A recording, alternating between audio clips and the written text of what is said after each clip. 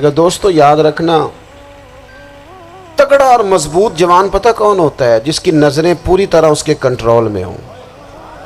یہ علامت جوانی ہے۔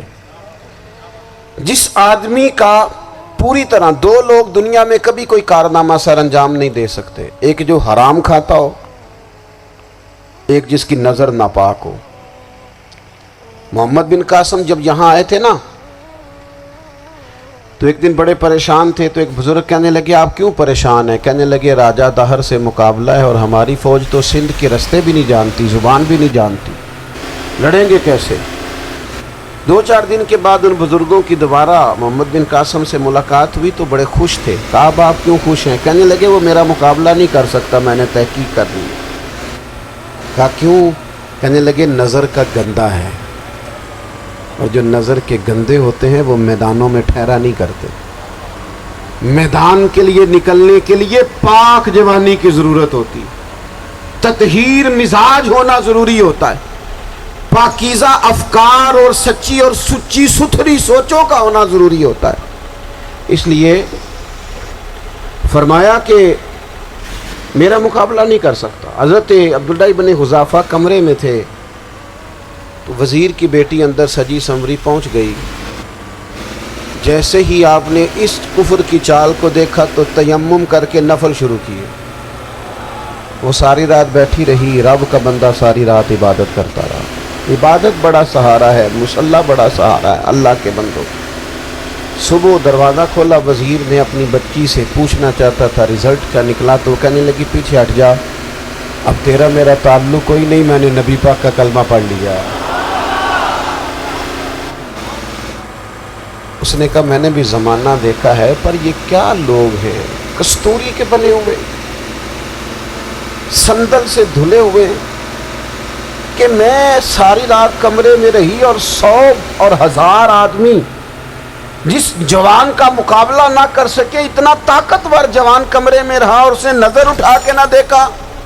او کچا رنگ للاری والا جڑا چڑھدا تے لیندا رہندا ہے، اے عشق تیرے دا رنگ محمد چڑھیا پھر نہیں لیندا۔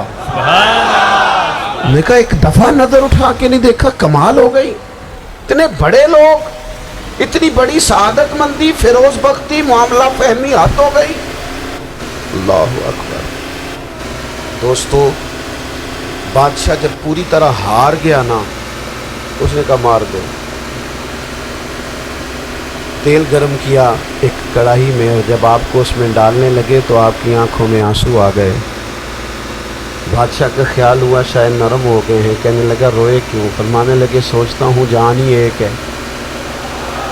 کتنا مزہ ہے اس کی راہ میں جان دینے کا، کتنی لذت ہے اس کے نام پر مرنے میں، کتنا لطف ہے۔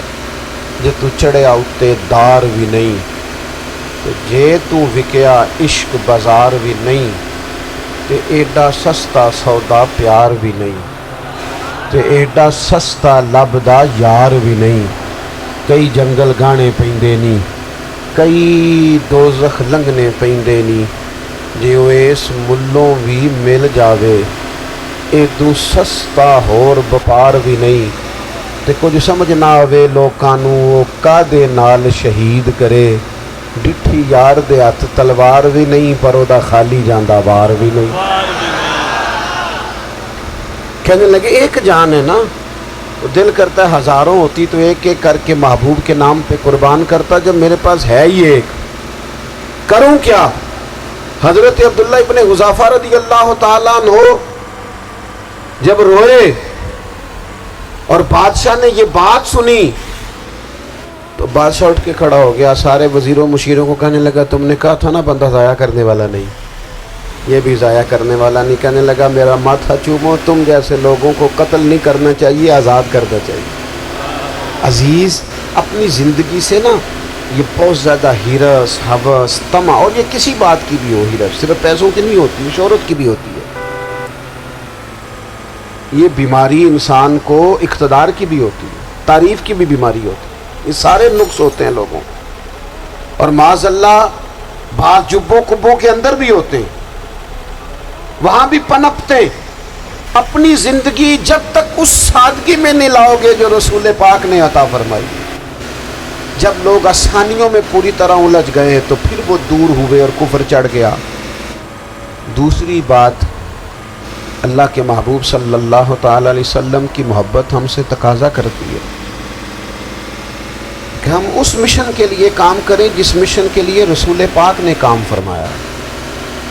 ہم سارے کام بڑی مضبوطی سے، سوچ سمجھ کے، تدبر سے، حکمت سے، تقاضوں کو مد نظر رکھتے ہوئے کرتے ہیں۔ سارے کام، دین کے کام میں ہمارا مزاج نہیں ہوتا۔ او ہو جائے گا جی، آپ بسم اللہ پڑھیں جی، شروع کریں جی۔ آپ تقاضوں کو سمجھیں، چیزوں کو دبائیں نہیں، چیزوں پر غور کریں۔ کسی کے ذہن کی سطح پر سوال ابھرتا ہے، اس کا تسلی بخش جواب دیں۔